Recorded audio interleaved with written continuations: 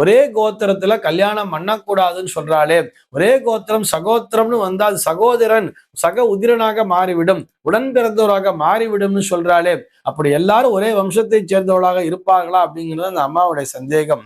பொதுவாக இந்த கோத்திரம் அப்படிங்கிறது பார்த்தோம்னா ஏதோ ஒரு ரிஷியினுடைய வழியை பின்பற்றி நடப்பவர்கள் என்பதை சொல்லும் அப்படின்னு சொல்லி நம்ம ஈஸியா புரிஞ்சுக்கலாம். அவர்களுடைய வம்சாவழியினர் எடுத்துக்கலாம், அல்லது அவர்களை பின்பற்றி வருபவர்கள் என்று கூட எடுத்துக்கொள்ளலாம். இவ்வாறு அவர்களுடைய வழி தோன்றல்கள் பின்னாடி வந்துட்டே இருக்கா இல்லையா, இவர்களைத்தான் அந்த கோத்திரக்காரர்கள் என்று ஒரு வகைப்படுத்துகிறார்கள். நிறைய பேர் பார்த்தோம்னா இந்த அந்தணர்கள் அல்லாதவர்களுக்கு கோத்திரம்ங்கிறது தெரியாம என்ன சொல்லுவார்னா சிவகோத்திரம் விஷ்ணு கோத்திரம்ங்கிற பேர்ல எல்லாம் சொல்லி இருப்பார் நிறைய பேர். இந்த சிவகோத்திரம் சொன்னா நாங்க சிவபெருமானை வழிபடுவர்கள், இது போக நாங்கள் நெற்றியிலே திருமணிட்டுக் கொள்பவர்கள், நாங்க வைஷ்ணவ சம்பிரதாயத்தை சேர்ந்தவர்கள், அதனால நாங்க விஷ்ணு கோத்திரம்ங்கிறத ஃபாலோ பண்றோங்கிற மாதிரி சொல்லி இருப்பா. இவர்கள் அது அந்த அவர்களுக்குரிய அந்த ரிஷி பரம்பரை தெரியாததால் அவ்வாறு எடுத்துக்கொண்டிருக்கிறார்கள். அது ஒரு பார்ட், அது தனியா வச்சுடலாம். இந்த ரிஷி கணங்கள் என்று வரும்பொழுது ஒவ்வொரு ரிஷிக்கும் ஒவ்வொரு கூட்டம் சிஷ்ய பரம்பரைன்னு சொல்லிட்டோம். அப்படி அவர்களுடைய வழியையே பின்பற்றுவர்களைத்தான் வழி தோன்றல்கள் அப்படிங்கிற மாதிரியும் சொல்லி இருக்கோம்.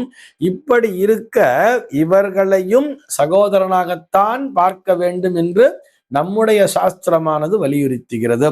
ஒரு ஆசிரியரிடம் படிக்கக்கூடிய மாணவர்கள் அனைவருமே சகோதரர்கள் தான் என்பதை புரிந்து கொள்ள வேண்டும். இதைத்தான் அந்த கோத்திரம் என்பதும் வலியுறுத்துகிறது. ஒவ்வொருத்தரும் ஒரு ரிஷி பரம்பரையை பின்பற்றுகிறார்கள் சொன்னா அந்த மகரிஷி சொன்ன விஷயங்களைத்தான் இவர்கள் ஃபாலோ பண்ணிட்டே வரான்னு அர்த்தம்.